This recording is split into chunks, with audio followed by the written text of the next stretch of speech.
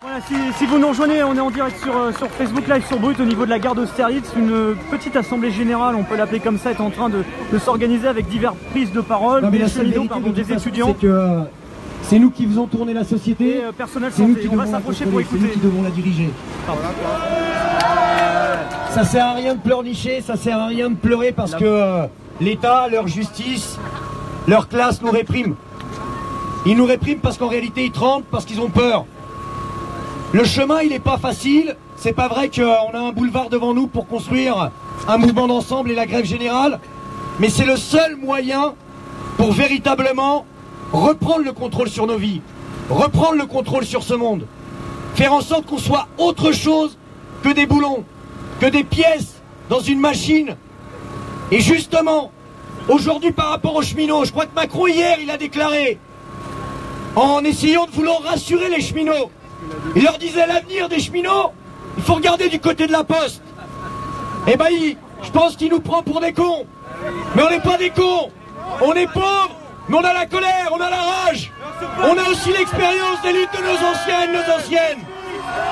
Et on leur dit que l'avenir, c'est quoi? Leur avenir de la poste, c'est quoi? La société anonyme, c'est quoi? C'est 100 000 suppressions d'emplois. C'est des répressions par rapport aux collègues qui refusent leur ordre, qui n'ont aucun sens. Comme par exemple ces nouveaux services qui consistent à soi-disant s'occuper de nos anciens. Moi je suis facteur, collecteur de courrier. Je m'occupe pas d'anciens, ça c'est un boulot. Celui d'infirmier, d'aide-soignant. Alors une chose est sûre, aujourd'hui, il faut qu'ils tremblent. Pour qu'ils tremblent, ceux qui travaillent n'ont qu'un moyen, c'est d'arrêter de travailler. C'est véritablement dur, parce qu'on a des salaires, Xavier vous l'a dit. Moi, au bout de 15 ans de boîte, je suis à 1300, 1400 euros net. Tous les collègues qui aujourd'hui sont en grève depuis le 26 mars, ils vont avoir des payes à 400 balles. 400 balles. Pour ça, il y a un truc qui est fondamental, essentiel pour nous. C'est la question de la caisse de grève. C'est pour ça les médias, ils nous font un truc du style ah mais comment c'est possible qu'il y ait des caisses de grève? On n'est pas débiles. On sait bien que face au gouvernement, face au patronat, eux la seule chose qu'ils attendent, c'est qu'on soit en colère, qu'on se batte et puis qu'on reprenne le boulot. Pour tenir, pour nous aider à tenir, pour que le gouvernement soit obligé de retirer ses lois de merde, pour qu'il soit obligé, y compris, de se barrer. Eh ben il faut que ces grèves puissent tenir. Et la question des caisses de grève, elle est fondamentale. Mais il y a un autre rôle qui est essentiel, c'est celui de la jeunesse. Pourquoi ils tapent comme des dingues? Pourquoi ils tapent comme des dingues? En faisant intervenir les CRS dans les universités. Leurs nouveaux maîtres de conférence, ils ont des matraques, ils sont casqués, ils interviennent comme cette semaine à la fac de Nanterre, en interpellant des étudiants, 7, alors que les Sarkozy, les Lagarde et autres Balkany courent tranquillement et profitent tranquillement de leur paisibilité extérieure. De la même manière, les occupantes et les occupants de Tolbiac, tous les soirs, il y a des rondes de flics qui veulent essayer de les déloger, comme hier soir, où ils ont essayé de profiter. Ils ont essayé de profiter du fait qu'il y avait des étudiants à la Sorbonne pour voir si c'était possible de déloger à Tolbiac. Mais ils ont dû reculer, partir. De la même manière,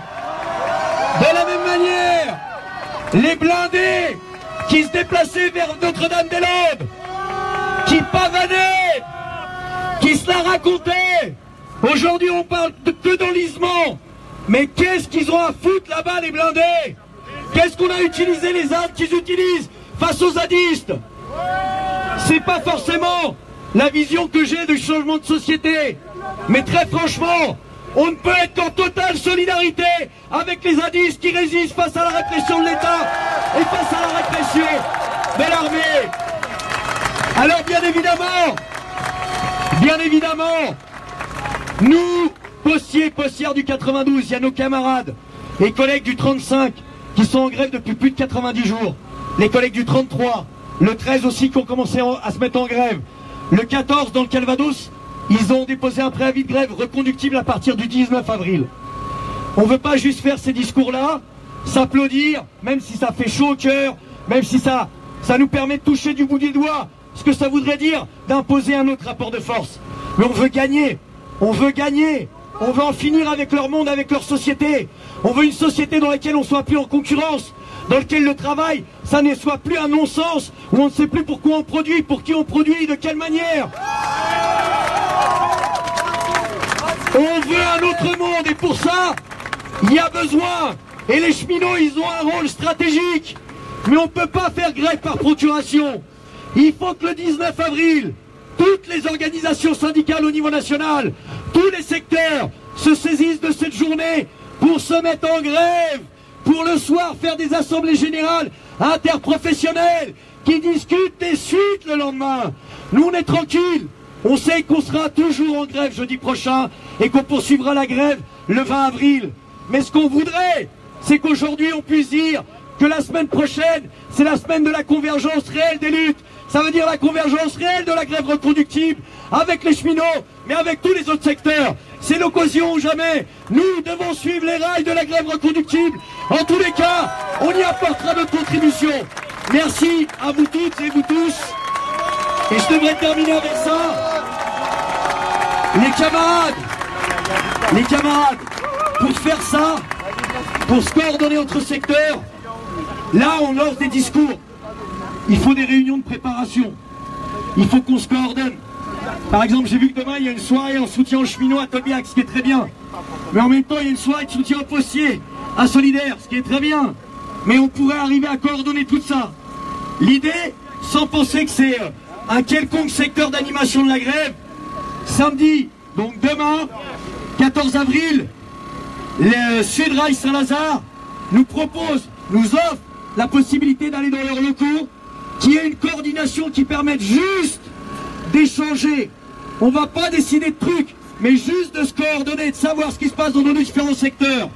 Ça serait bien s'il y avait des gens de toutes les facs représentées, s'il y avait des gens de tous les secteurs représentés, s'il y avait des gens de tous les fronts de lutte représentés, pour qu'on commence enfin à pouvoir mettre en pratique et passer du dire au faire. Nous, la grève reconductible, on n'est pas juste pour l'écrire ou la lire dans les livres d'histoire, on est pour la bâtir maintenant. Notre but, c'est de ni commémorer mai 68, ni de recommencer. C'est de gagner et faire 2018. Aujourd'hui, c'est entre nos mains. C'est entre nos mains. La grève générale, c'est entre nos mains. Merci à vous les camarades, merci à vous les collègues. Merci à toi, Nas. Du bruit pour Gaël! Du bruit pour les postiers! Du bruit pour les postiers! Je vais demander à Victor. On va se mettre un petit peu à l'écart de cette assemblée générale. On va parler un peu de votre histoire. On est en direct sur Brut, Facebook Live. Déjà bonjour. Bonjour, on est avec Gaël. Vous connaissez probablement un peu son histoire. On en a parlé médiatiquement beaucoup ces derniers temps. Il y avait une mobilisation devant le ministère du Travail il y a de cela 3 semaines. Gaël, postier, qui a été licencié. Tout à fait. La Poste m'a notifié mon licenciement le 29 mars. Contre l'avis de ses services. Il y a Pénicaud qui a été obligé de s'expliquer au Parlement il y a quelques jours et sur France 3 dimanche dernier.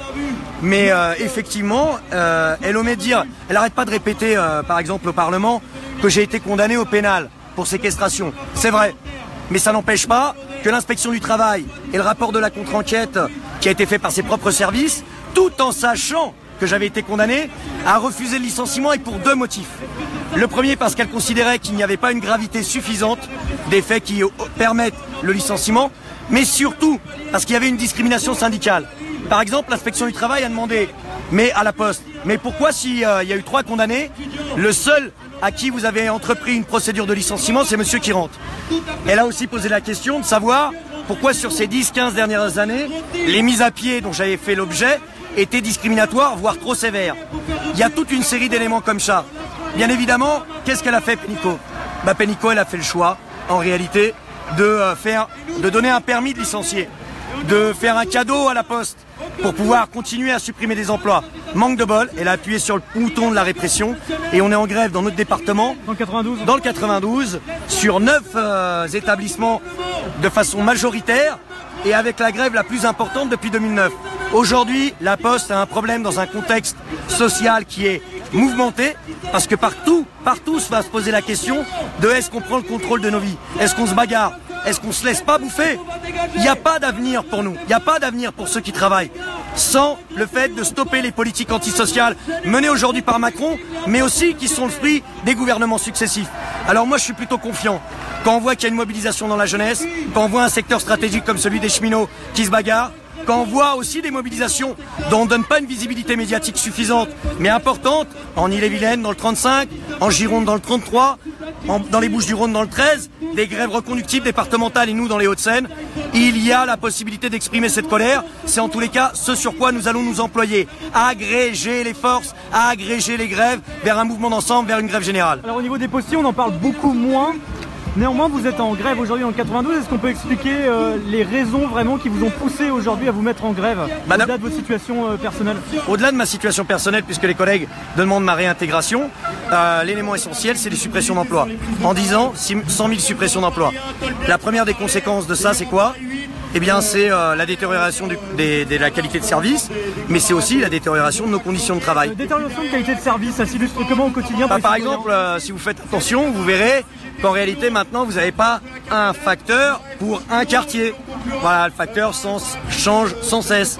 Il y a plein de ce qu'on appelle, nous, de tournées quartier à découvert. C'est-à-dire que tous les jours, il n'y a pas un facteur qui distribue le courrier. C'est-à-dire que le rapport de proximité qu'il y avait à une certaine période avec les gens... Le rapport de proximité et aussi le fait de distribuer le courrier tous les jours. En fait, de plus en plus, pour pallier aux sous-effectifs, il y a une technique qui est mise en place, qui est quasiment pas décelable par l'usager, qui consiste à ne pas distribuer le courrier tous les jours, mais de faire des roulements tous les 2 jours. Comme ça, un jour, t'as pas le courrier, mais tu l'as le lendemain, t'as l'impression que tout va bien. Bon, donc ça, c'est un vrai problème, une généralisation de la précarité.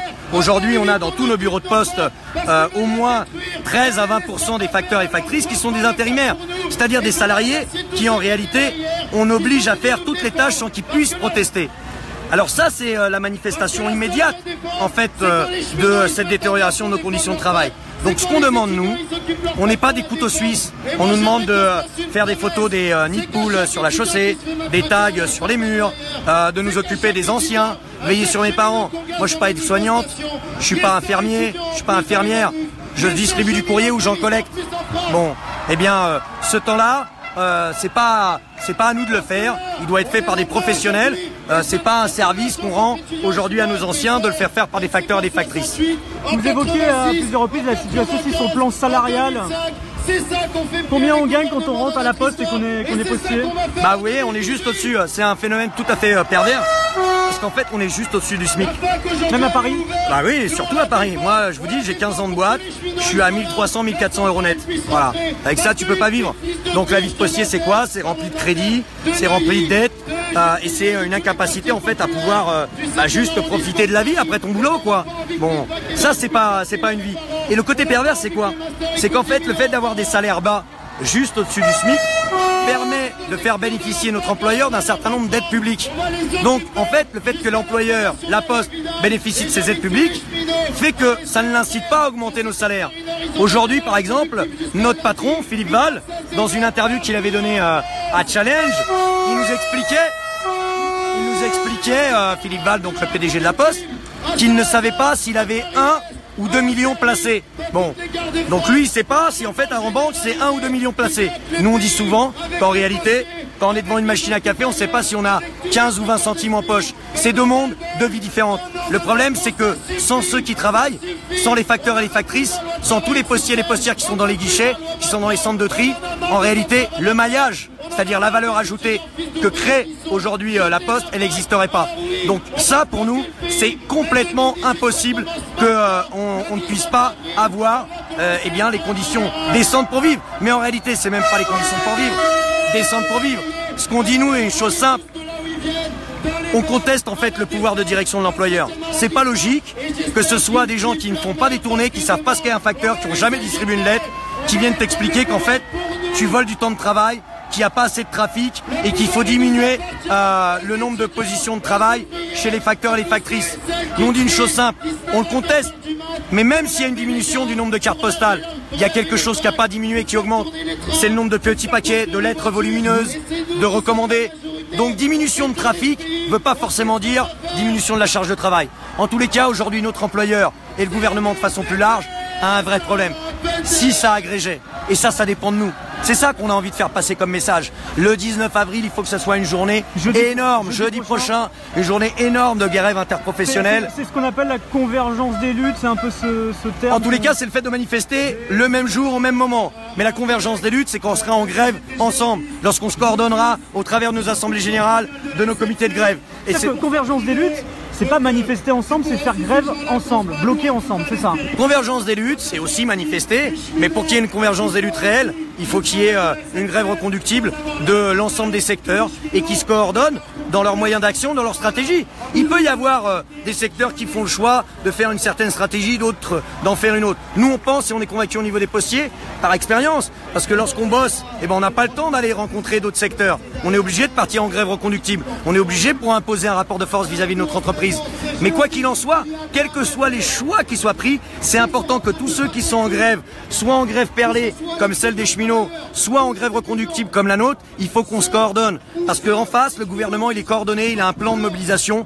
Il faut qu'on leur montre, avec les étudiants, avec tous les secteurs mobilisés en grève aujourd'hui, qu'on est capable de se coordonner pour mettre un terme et un point final à la politique de Macron. Merci beaucoup. Merci à toi surtout. Merci.